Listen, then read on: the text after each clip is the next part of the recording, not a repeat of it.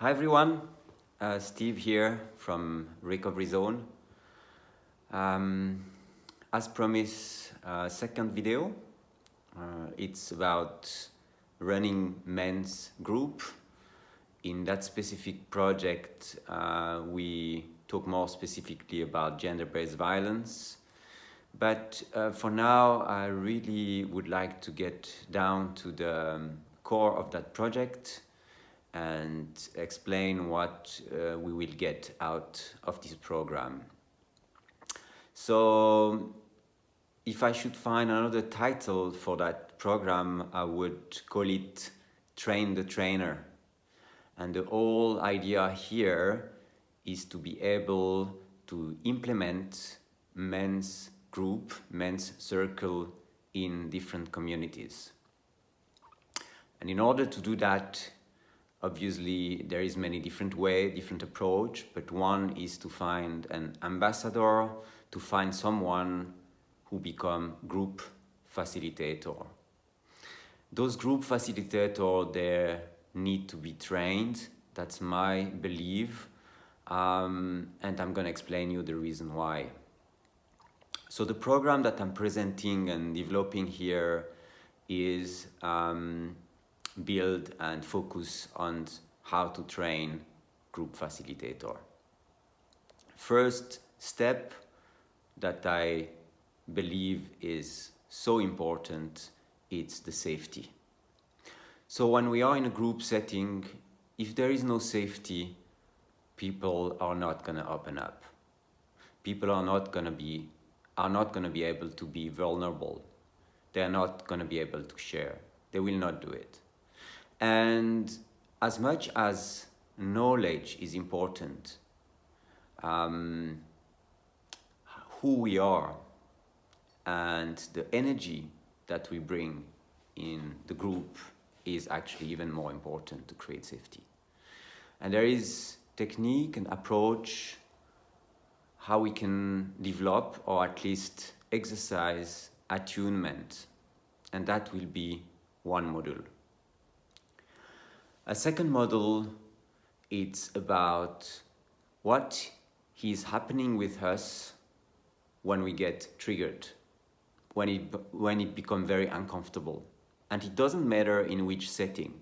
It can be in a business meeting, it can be in a family gathering, it can be in any group dynamic. Sometimes we get triggered. And I really would like to go down to what is happening in the body, the nervous system when we get triggered, especially in our topic around the topic of anger, how to deal with anger and what is happening in the brain, in the body. Number 3, I know that addiction is a big topic, but I like to see addiction and other coping mechanisms. In my eyes, we can be addicted to almost everything. We can even be addicted to money, to fame, to work, to gym. We can really, everything which we use to not feel the feelings could be classified as a coping mechanism. The difference between a coping mechanism and addiction is coping mechanism, maybe they don't have that much consequences in our life and in the lives of others.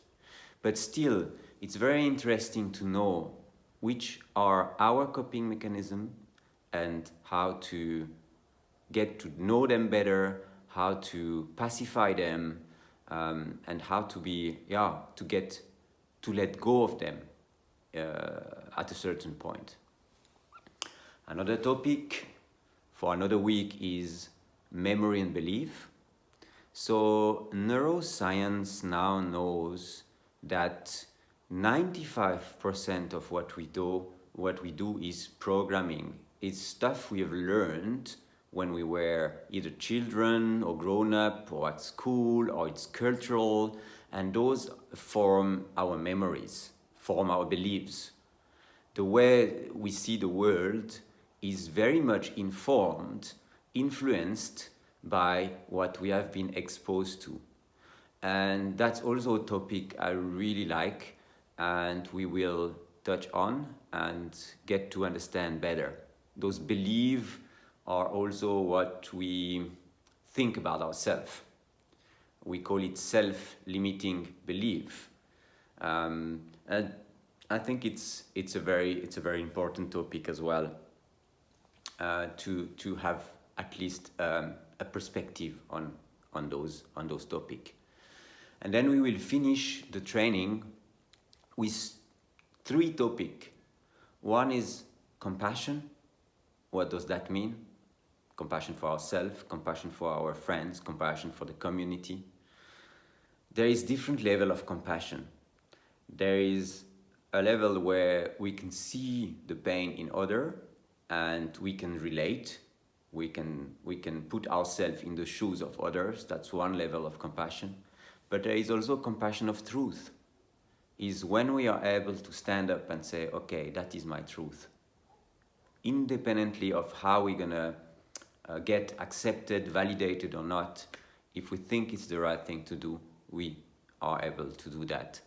Self-care and long-term change. Self-care is about technique that we can put in place to take care of ourselves, take care emotionally, physically, mentally. And long-term change is what we want to aim to. Empowering people that they understand more about violence and the nervous system and the level of safety that ones need to have, even in an intimate relationship, more specifically in an intimate relationship, and so on and so forth. And this will be those next 2 months. We will, number 1, keep meeting once a week, individual meeting with those 5 men, with you guys if you're watching the video, and talking about those topics. I will select 1 subject per discussion, and again have all my questions to get further in the program. And the other step are those group meetings where we, the people I'm training, those 5 guys, are gonna meet with me, and we will implement everything we learn. We will go through it as a group, not on a theoretical way, but really running the meeting the same way as if we would run it in a community.